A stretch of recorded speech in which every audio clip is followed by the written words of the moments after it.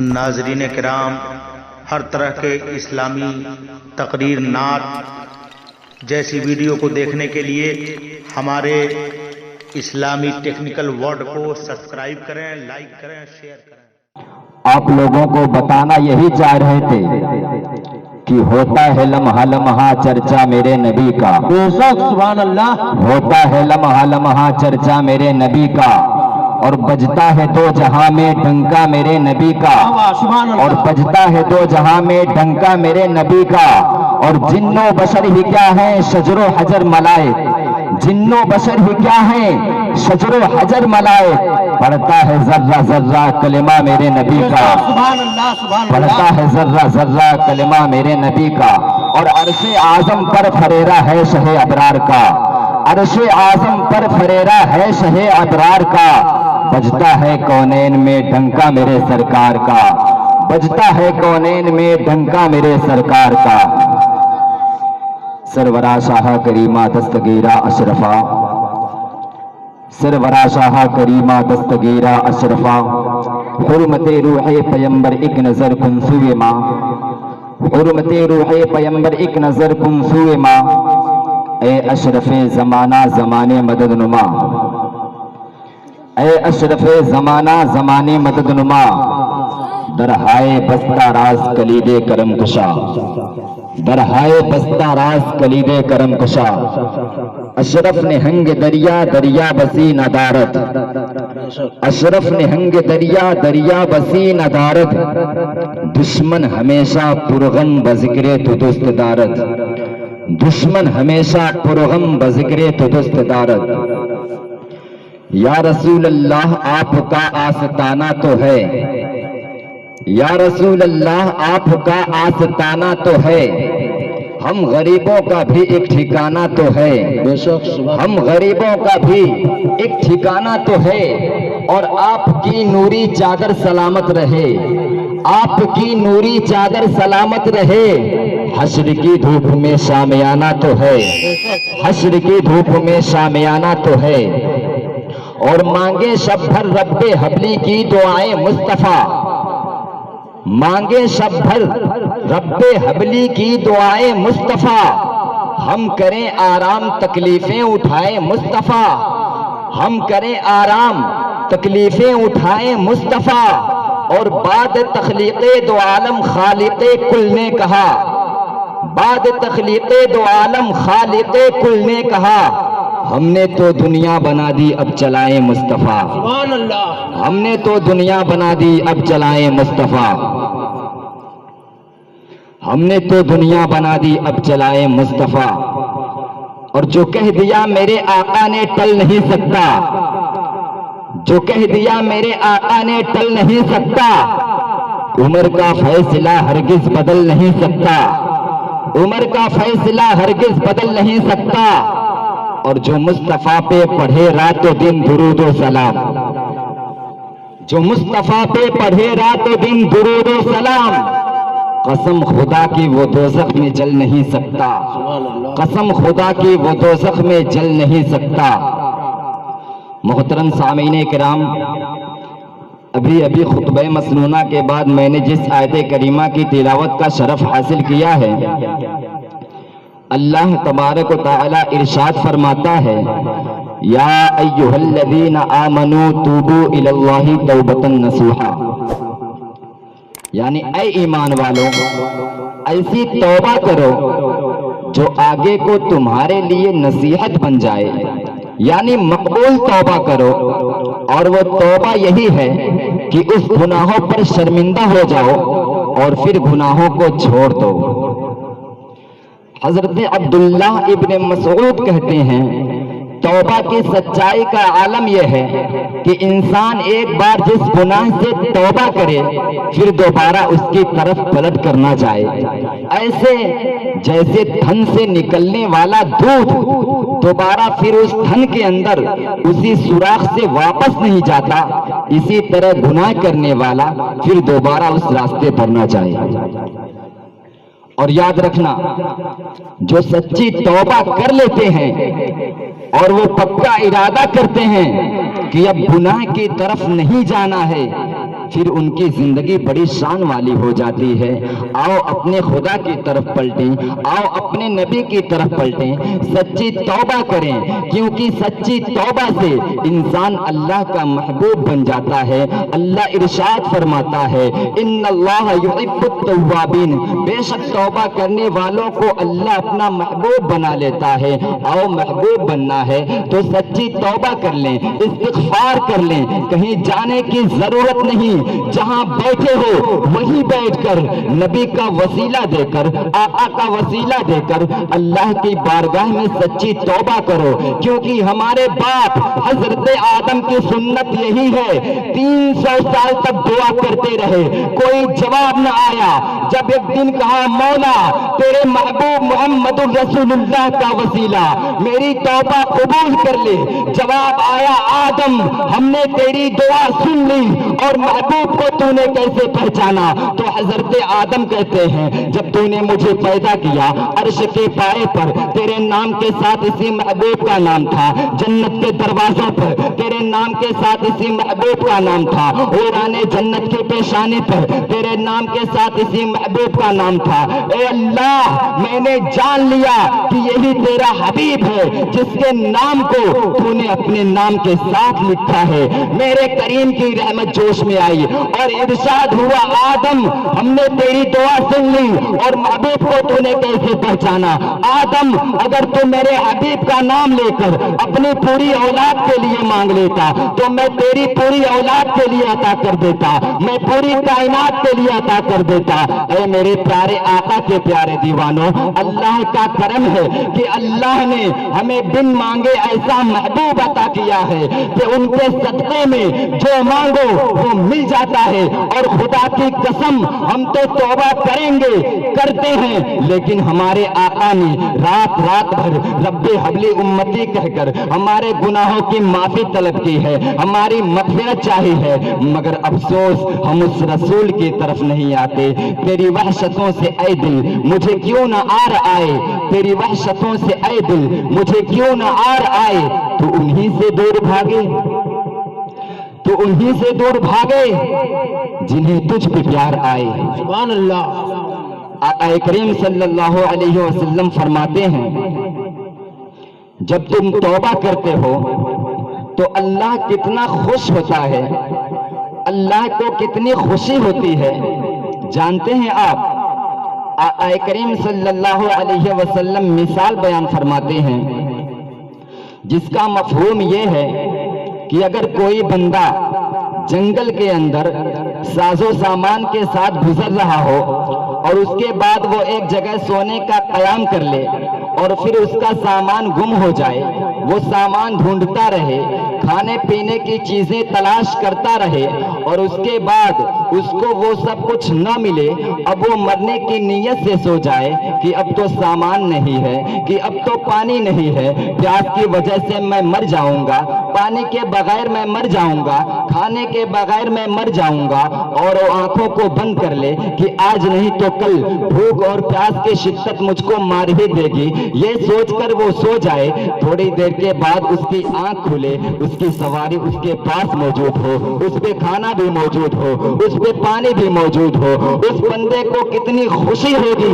اس سے زیادہ خوشی اللہ کو اس وقت ہوتی ہے جب بندہ توبہ کرتا ہے، توبہ کرتا ہے۔ اور جب کوئی نوجوان توبہ کرتا ہے، آقا ارشاد فرماتے ہیں، امام غزالی اس کو نقل کرتے ہیں، جب کوئی نوجوان توبہ کرتا ہے تو 40 دن تک کے آسمانوں میں نور کی کنڈیلیں جلائی جاتی ہیں، فرشتے پوچھتے ہیں یہ کنڈیل کیسی ہے، جواب دیا جاتا ہے آج ایک جوان بندے نے توبہ کی ہے جس کی خوشی میں یہ کنڈیل جلائی گئی ہے۔ اور ہمارے آقا ارشاد فرماتے ہیں گناہوں سے توبہ کرنے والا ایسا ہو جاتا ہے جیسا کہ اس نے کبھی گناہ کیا ہی نہیں تھا۔ ماشاءاللہ ماشاءاللہ۔ اللہ ارشاد فرماتا ہے ان اللہ یحب التوابین، بے شک توبہ کرنے والوں کو اللہ اپنا محبوب بنا لیتا ہے۔ بے شک حق ہے۔ عراق میں ایک بزرگ کا مزار ہے جی جی، جن کا نام ہے بشر حافی۔ بشر حافی، یہ اپنے وقت کے ولی گزرے ہیں، جی بے شک۔ لیکن کیا یہ ابتدا سے ولی اللہ تھے؟ نہیں، یہ پہلے ایک عیاش انسان تھے، امیر و کبیر لوگوں میں شمار تھا، عیش پرستی کی زندگی تھی، تن پر فاخرانہ لباس ہوتا تھا۔ انہوں نے اپنے لیے ایک خوبصورت باغ بنوایا تھا، اس باغ میں سارا دن شراب کے دور چلتے، بدکار عورتوں کے جھمگٹے لگتے، رقص کے مقابلے ہوتے، موسیقی کی محفلیں سجتے، غرضے کے لیے عیاشی کا مستقل اڈا تھا۔ بشر حافظ صبح گھر سے آتے اور شام تک یہاں داد عیش دیتے۔ ایک دن صبح سویرے سج دھج کے اس گھر سے نکلے اور اس باغ کی طرف پہنچے، سج دھج کے گھر سے نکلے اور اس باغ کی طرف گئے تو راستے میں ایک کوڑے کا ڈھیر دیکھا۔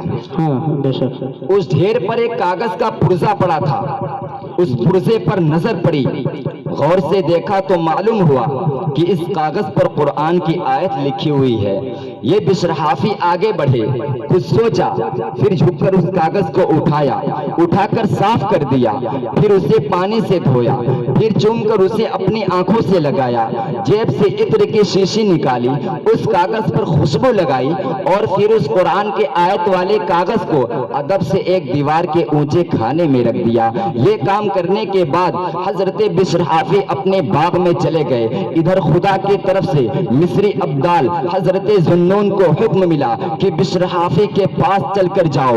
یہ جب بغداد میں وارد ہوئے تو لوگوں نے بتایا کہ بشر حافظ تو ایک عیاش انسان ہے، لیکن انہیں خدا کی طرف سے حکم تھا، اس لیے حضرت ذنون مصری رضی اللہ تعالی عنہ اس باغ کے دروازے پر پہنچے۔ پہلے تو داروغے نے روکا کہ یہاں درویشوں کا کیا کام، لیکن حضرت ذنون کے اصرار پر باغ میں جانے کی اجازت دے دی۔ اندر جا کر آپ نے دیکھا کہ بشر حافظ تو شراب و کباب میں مست ہے، جا کر سلام کیا اور ہاتھ ملایا۔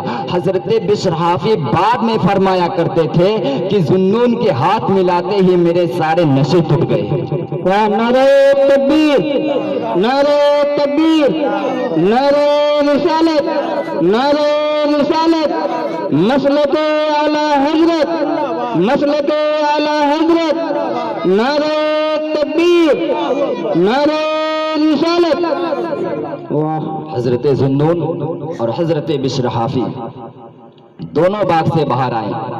حضرت ذنون نے آسمان کی طرف گردن اٹھائی، کہا الہی تو بھی کتنا بے نیاز ہے، الہی تو بھی کتنا بے نیاز ہے، الحمدللہ بے شک مجھے وقت کا ابدال بنایا اور اس بشر حافظ کی طرف بھیجا جو سراپا عیاش ہے۔ غیب سے آواز آئی، اے ابدال وقت، اس بشر حافظ نے ہمارے کلام کو ایک کاغذ کے پرزے کی حیثیت سے دیکھا، ہم نے اسے کائنات میں ایک ادنا ذرے کی حیثیت سے دیکھا، اس نے اس کاغذ پر غور کیا، ہم نے اس کے قسمت پر غور کیا، اس نے جھک کر ہمارے کلام کو بھانپ لیا، ہماری رحمت نے جھک کر اسے ڈھانپ لیا، اس نے ہمارے کلام کے ورق کو لیا، ہم نے اسے لیا، اس نے قرآن کو کاغذ کو کوڑے سے نکالا، ہم نے اسے اس کے عیش کے اڈے سے نکالا، اس نے اس کاغذ کو گندگی سے صاف کیا، ہم نے اسے شراب و شباب کی پلیدی سے پاک کیا، اس نے ہمارے ایک کلام کے کاغذ کو پانی سے دھویا، ہم نے اسے آب زمزم سے دھویا، اس نے اس کاغذ پر عطر لگایا، ہم نے اسے جنت کی خوشبو میں بسایا، اس نے ہمارے کلام مبین کو چوما، حوران جنت نے اس کی جبین کو چوما، سبحان اللہ، سبحان اللہ، کاغذ کو ایک کھانے میں رکھ دیا، ہم نے اسے اٹھا کر ولایت کے خزانے میں رکھ دیا۔ نعرہ تکبیر، نعرہ تکبیر، نعرہ رسالت، نعرہ رسالت، مسلک اعلی حضرت، مسلک اعلی حضرت، نعرہ تکبیر، نعرہ رسالت۔ صحرا میں جنگلوں میں بیابان میں پڑھو، صحرا میں جنگلوں میں بیابان میں پڑھو، مینار گر پڑے ہیں تو میدان میں پڑھو، اور یہ بے خبر نجومی تمہیں کیا بتائیں گے، بے شک کل ہونے والا کیا ہے قرآن میں پڑھو، بے شک کل ہونے والا کیا ہے قرآن میں پڑھو۔ بے شک جب تک بکا نہ تھا تو کوئی پوچھتا نہ تھا، جب تک بکا نہ تھا تو کوئی پوچھتا نہ تھا، تو نے خرید کر مجھے انمول کر دیا، سبحان اللہ، تو نے خرید کر مجھے انمول کر دیا۔ صحابہ نے قرآن کے احکامات کی پیروی اس طرح سے کی کہ اس پیروی پر آج تمام پیروکاروں کو بھی ناز ہے۔ بے شک بے شک حضرت عائشہ صدیقہ فرماتی ہیں جب قرآن میں پردے کا حکم آیا تو جس مسلمان عورت کو جیسا بھی کپڑا میسر آیا اس نے اسی کپڑے سے اپنے منہ پر نقاب ڈال لیا۔ واہ بے شک ہمیں ایسا نظر آتا تھا جیسے ان عورتوں کے سروں پر کوے بیٹھ گئے ہیں۔ صحابہ کرام نے قرآن کا حکم ماننے میں اتنی جلدی دکھائی کہ کوئی بادشاہ کا حکم بھی اتنی جلدی ماننے کے لیے تیار نہیں ہوتا۔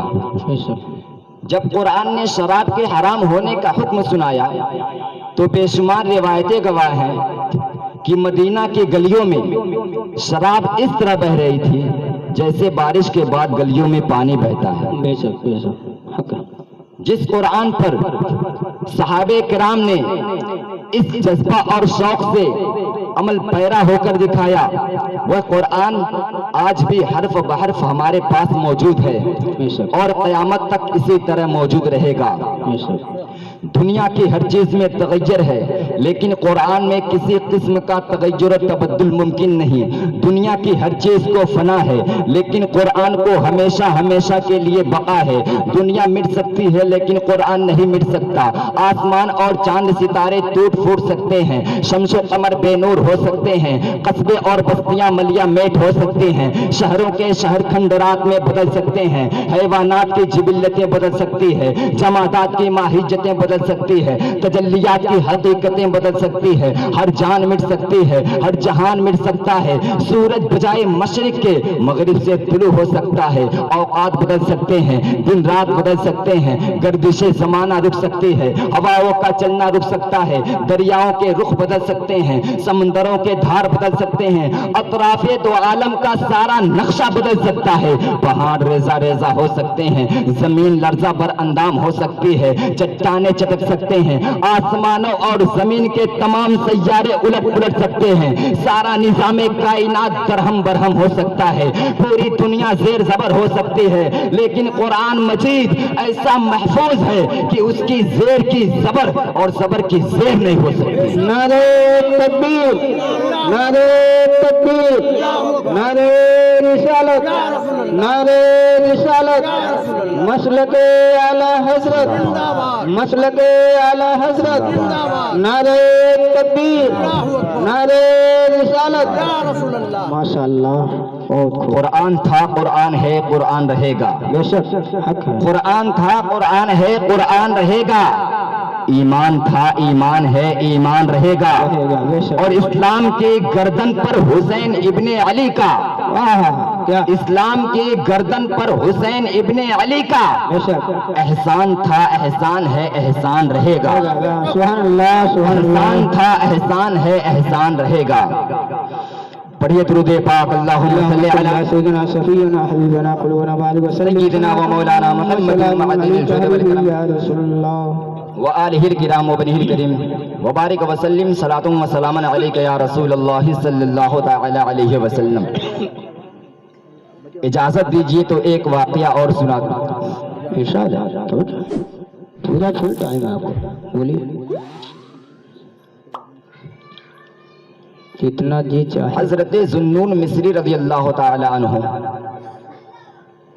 ایک دن دریا کے کنارے کھڑے تھے۔ کہاں کھڑے تھے؟ دریا کے کنارے۔ دریا کے کنارے کھڑے تھے۔ اچانک آپ نے دیکھا ایک بہت زہریلا بچھو، واہ بہت زہریلا بچھو، بچھو ادھر سے آ رہا ہے۔ آپ بچھو کو دیکھنے لگے کہ یہ بچھو کہاں جا رہا ہے۔ آپ دیکھنے لگے کہ یہ بچھو کدھر جا رہا ہے۔ آپ جب بچھو کو دیکھنے لگے تو دیکھتے کیا ہے، یہ بچھو دریا کے کنارے گیا۔ کہاں گیا؟ دریا کے کنارے گیا۔ دریا کے کنارے گیا۔ حضرت فرماتے ہیں میں نے اپنی آنکھوں سے دیکھا کہ بچھو دریا کے کنارے گیا، ادھر سے پانی کا ایک میڈک کنارے میں پہنچا، بچھو اس کی پیٹھ پر بیٹھ گیا اور میڈک اس کو لے کر آگے جانے لگا۔ اب میں حیرت میں پڑ گیا، یا اللہ یہ بچھو اور میڈک میں دو دوستی کب سے ہو گئی؟ یا اللہ یہ بچھو میڈک کی پیٹھ پر بیٹھ کر کہاں جا رہا ہے؟ آپ پیچھے پیچھے چلنے لگے، دیکھو میڈک کہاں لے کر بچھو کو جا رہا ہے۔ آپ جب پیچھے پیچھے چلے تو آپ نے کیا دیکھا؟ یہ میڈک جو ہے دریا کے اس کنارے پہنچا، اور جیسے کنارے پہنچا بچھو اس کی پیٹھ سے اترا، اترنے کے بعد بڑی تیزی سے چلنے لگا۔ حضرت ذوالنون مصری رضی اللہ تعالی عنہ اس بچھو کے پیچھے پیچھے چلنے لگے، دیکھتے ہیں یہ کہاں جا رہا ہے، دیکھتے ہیں یہ کدھر جا رہا ہے۔ اچانک آپ نے دیکھا ایک درخت کے نیچے ایک بے ہوش آدمی پڑا ہے، ایک پیڑ کے نیچے ایک بے ہوش آدمی پڑا ہے، اس کے سینے پر ایک سانپ بیٹھا ہوا ہے۔ اچانک سانپ اسے ڈس لیتا، اچانک سانپ اسے ڈس لیتا۔ میں نے دیکھا یہ بچھو پیچھے سے گیا اور سانپ کو ایسا ڈنک مارا کہ سانپ 1 سیکنڈ میں مر گیا۔ اس کے بعد وہ بچھو پھر دریا کے کنارے پہنچا، میڈک آیا پیٹھ پر بیٹھا اور پھر بچھو دریا کے اس پار چلا گیا۔ جب میں نے یہ منظر دیکھا تو اللہ سے رو رو کے کہنے لگا، پروردگار تو بڑا رحیم و کریم ہے، تو بڑا مہربان ہے کہ اس انسان کی جان تو نے بچھو کے ذریعے بچائی۔ سانپ اسے ڈسنے والا تھا لیکن تو نے سانپ کو مروا دیا اور اس نوجوان کو بچا لیا۔ لگتا ہے یہ تیرا دوست ہے، لگتا ہے یہ تیرا ولی ہے۔ یہ سوچ کر آپ آگے بڑھے، جیسے اس کے قریب پہنچے تو اس کے منہ سے شراب کی بدبو آ رہی تھی، اس کے منہ سے شراب کی بدبو آ رہی تھی، اور جیسے شراب کی بدبو آئی تو آپ پیچھے ہٹے اور اللہ سے چیخ کر کہنے لگے، اے میرے پروردگار یہ معذرہ سمجھ میں نہیں آ رہا ہے کہ ایک شرابی کی حفاظت تو اس طرح سے کر رہا ہے۔ اے اللہ شرابی کو تو مرنے دینا چاہیے، یہ تو تیرا نافرمان بندہ ہے، یہ تو پاپی بندہ ہے، یہ تو گنہگار بندہ ہے۔ تو رب کی طرف سے آواز آئی،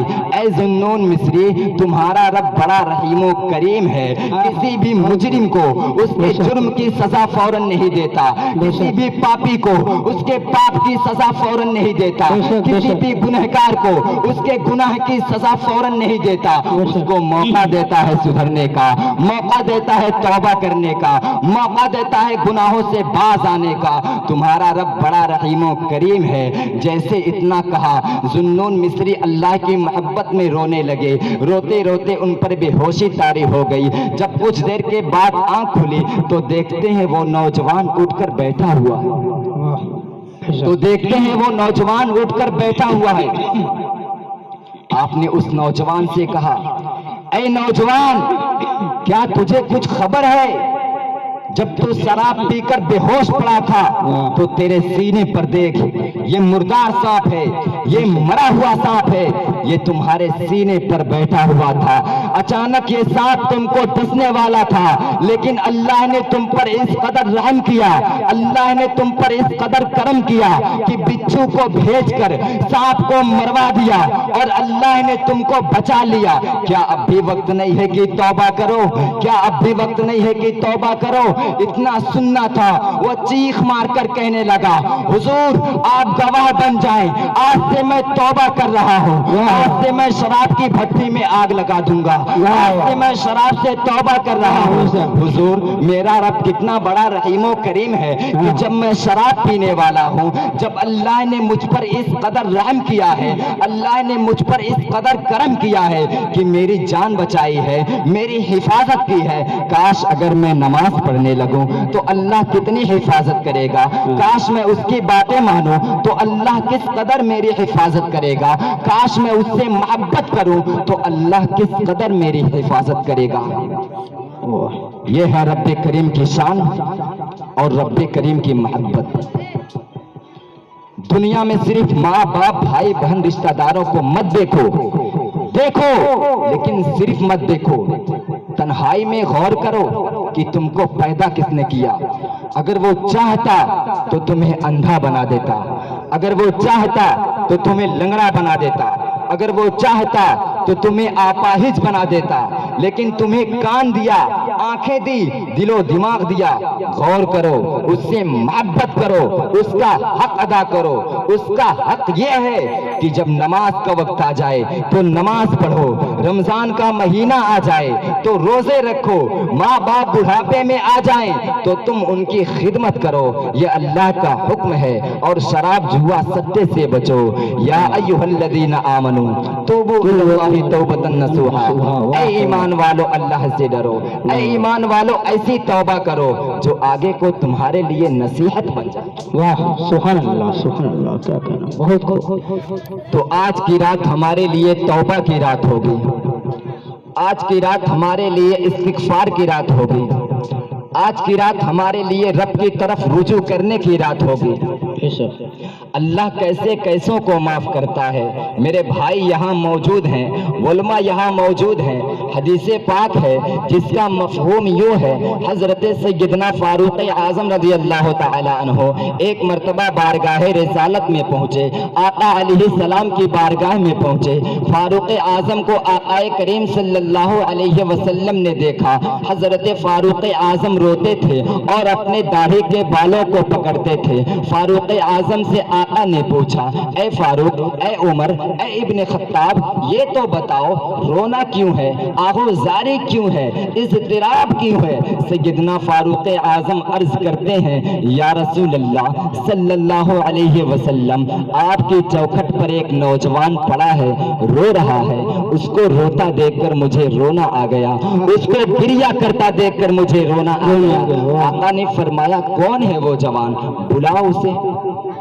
وہ جوان آیا، آقا کریم صلی اللہ علیہ وسلم نے پوچھا، اے نوجوان کیا ہوا؟ اس نے کہا، آقا بہت بڑا مجرم ہوں، آقا بہت بڑا مجرم ہوں، بہت بڑا گنہگار ہوں، آقا بڑا پاپی ہوں، آقا میں مجرم ہوں، میرے لیے دعا کریں، اللہ مجھے معاف کر دے، میری مغفرت کر دے۔ آقا نے کہا، کیا گناہ کیا تم نے؟ آقا نے کہا، کیا گناہ کیا تم نے؟ اس جوان نے عرض کی، آقا شرم آتی ہے، یا رسول اللہ بہت بڑا مجرم ہوں، آقا بہت بڑا مجرم ہوں، میرا گناہ بہت بڑا ہے۔ آقا نے پوچھا، اے نوجوان کیا تیرا گناہ زمین سے بڑا ہے؟ عرض کی، ہاں یا رسول اللہ میرا گناہ زمین سے بھی بڑا ہے۔ پھر میرے رؤوف رحیم مصطفیٰ کریم نے پوچھا، کیا تیرا گناہ آسمانوں سے بھی بڑا ہے؟ عرض کی، ہاں یا رسول اللہ میں نے آسمانوں سے بڑا گناہ کیا ہے۔ پھر آقا نے پوچھا، اے نوجوان کیا تو نے عرش اور کرسی سے بڑا گناہ کیا؟ ہاں آقا میں عرش اور کرسی سے بڑا گناہ کیا، عرش اور کرسی سے بڑا میرا جرم ہے۔ آقا نے فرمایا، اے نوجوان کیا تیرا گناہ اللہ کی رحمت سے بڑا ہے؟ کیا تو نے اللہ کی رحمت سے بڑا گناہ کر لیا؟ اس نے گردن کو نیچے کر لیا، آنکھوں سے آنسو جاری ہو گئے اور کہا، نہیں یا رسول اللہ، نہیں میرے آقا، میرا گناہ بہت بڑا ہے لیکن میرے رب کی رحمت سے بڑا نہیں ہے۔ رب کی رحمت کیا ہے؟ اللہ کی رحمت سے کبھی مایوس نہیں ہونا چاہیے، وہ ارحم الراحمین بندہ نواز ہے، اور اس کا ارشاد ہے، رحمتی سبقت غضبی، یعنی میری رحمت میرے غضب پر سبقت لے گئی۔ اس نوجوان سے آقا نے کہا، اے نوجوان کیا تیرا گناہ اللہ کی رحمت سے بڑا ہے؟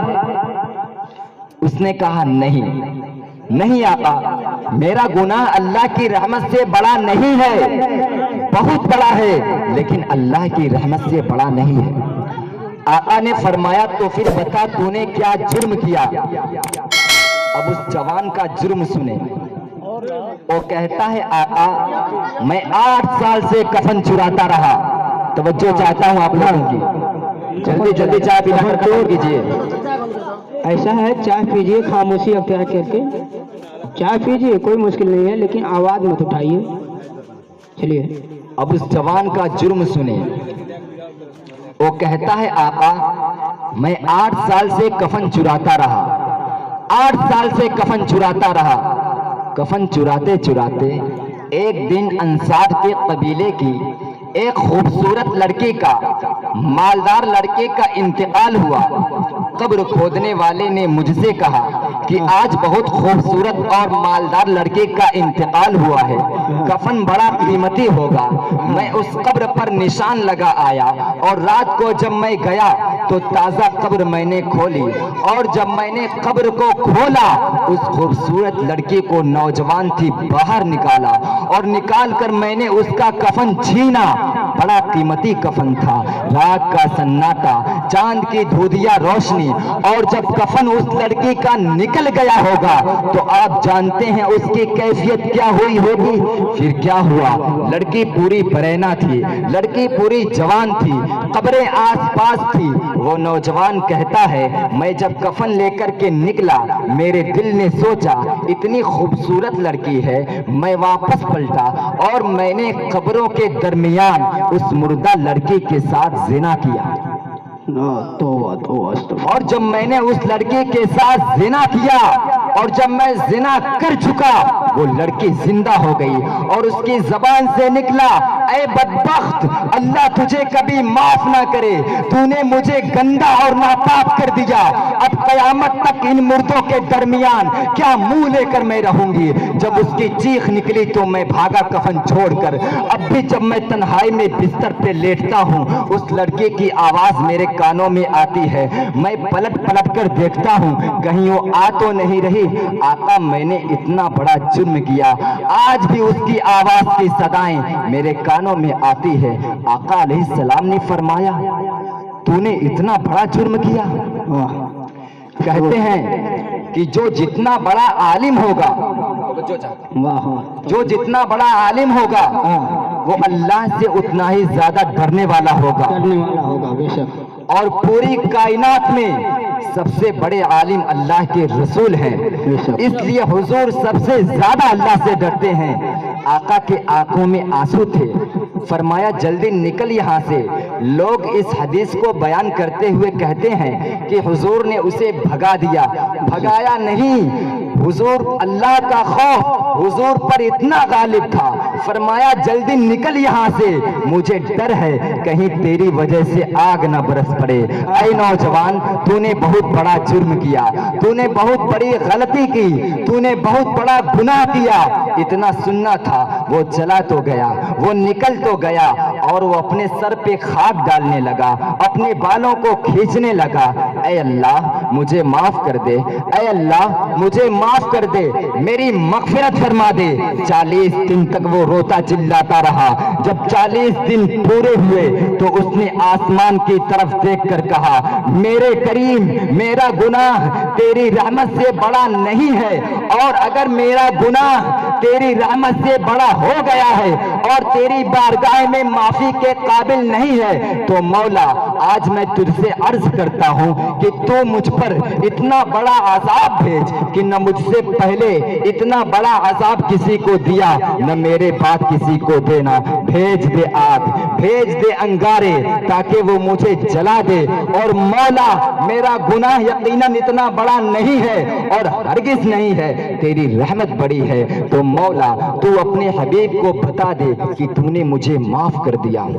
अभी उसके ये जुमले थे, उसकी आंखों से आंसू निकल रहे थे, आंसुओं की सौगात थी। वो आंसू जिसके बारे में इकबाल कहते हैं, मोती समझ के शाने करीमी ने चुन लिए, मोती समझ के शाने करीमी ने चुन लिए।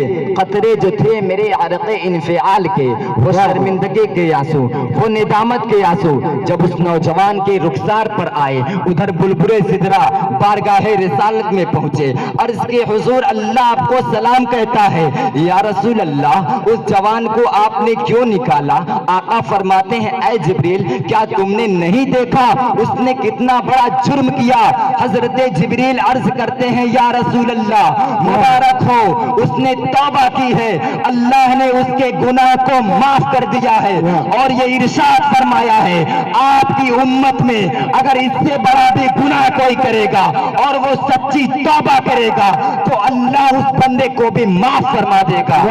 نعرہ تکبیر، نعرہ تکبیر، نعرہ رسالت، نعرہ رسالت، مسلک اعلی حضرت، مسلک اعلی حضرت، نعرہ تکبیر، نعرہ رسالت۔ اور یاد رکھنا لوگوں جو اللہ کا ہو جاتا ہے اللہ اس کا ہو جاتا ہے۔ بے شک اللہ ارشاد فرماتا ہے ان اللہ یحب التوابین، بے شک توبہ کرنے والوں کو اللہ اپنا محبوب بنا لیتا ہے۔ بے شک بے شک۔ درود پاک پڑھ لیجئے اللہم صلی علی سیدنا و مولانا محمد معدن الجود والکرم وآلہ الکرام وبنہ الکریم مبارک وسلم صلاۃ و سلام علیک یا رسول اللہ صلی اللہ تعالی علیہ وسلم۔ اب توجہ سے میری بات سننا، خاص کر کے میری مائیں اور بہنیں میری باتوں کو توجہ سے سنیں گی۔ عورتیں پاؤں میں گھنگرو نہ ڈالیں، واہ کیا کہ عورتیں پاؤں میں گھنگرو نہ ڈالیں۔ شادی بیاہ کے موقع پر خصوصاً اور عام حالت میں عموماً عورتیں پاؤں میں گھنگرو وغیرہ ڈالتی ہیں جس سے چلنے میں آواز پیدا ہوتی ہے، یہ ناجائز و حرام ہے۔ اور اسی طرح پازیب کا بھی یہی حکم ہے، اگر چلنے میں آواز پیدا ہو تو یہ بھی ناجائز ہے جیسا کہ احادیث میں موجود ہے۔ بے شک بے شک حق ہے۔ اور جس گھر میں گھنگرو ہوتے ہیں اس گھر میں رحمت کے فرشتے نہیں آتے۔ بے شک حق ہے۔ دل کے تختی پر لکھ لیجئے گا میری باتوں کو، جس گھر میں گھنگرو ہوتے ہیں اس گھر میں رحمت کے فرشتے نہیں آتے۔ ام المؤمنین حضرت عائشہ صدیقہ رضی اللہ تعالی عنہا کے پاس ایک لڑکی آئی جس کے پاؤں میں گھنگرو بج رہے تھے، فرمایا کہ اسے میرے پاس مت لانا جب تک کہ اس سے گھنگرو کاٹ نہ لینا، میں نے رسول اللہ سے سنا ہے کہ جس گھر میں گھنگرو ہوتے ہیں اس گھر میں رحمت کے فرشتے نہیں آتے۔ جو کہہ دیا میرے آقا نے ٹل نہیں سکتا، جو کہہ دیا میرے آقا نے ٹل نہیں سکتا، عمر کا فیصلہ ہرگز بدل نہیں سکتا۔ اور جو مصطفیٰ پہ پڑھے رات و دن درود و سلام، جو مصطفیٰ پہ پڑھے رات و دن درود و سلام، قسم خدا کی وہ دوزخ میں چل نہیں سکتا۔ بے شک حق ہے۔